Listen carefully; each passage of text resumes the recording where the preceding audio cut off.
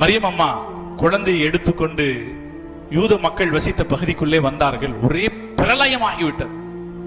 என்ன ஆச்சு, எப்படி ஒரு குழந்தையை பெற்றாய் என்ற ஆளாளுக்கு மரியம் அம்மையாரை பற்றி அவரிடத்திலே கேள்வி கணைகளால் துளைத்தெடுத்த போது மரியம் அம்மா ஒன்னும் பேசல.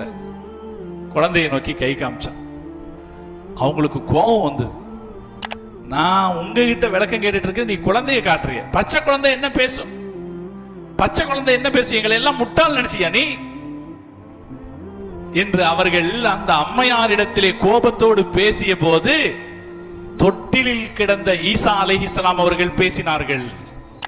அல்லாஹ் குர்ஆனிலே சொல்கிறார், ஈசா அலைஹிஸ்ஸலாம் அவர்கள் பேசினார்கள், நான் இன்னி அப்துல்லா, நான் அல்லாஹ்வுடைய அடிமை, அல்லாஹ் என்னை நபியாக ஆக்கி இருக்கிறான் என்று ஈசா அலைஹிஸ்ஸலாம் அவர்கள் பேசினார்கள் என்று அல்லாஹ் குர்ஆனிலே சொல்கிறார்.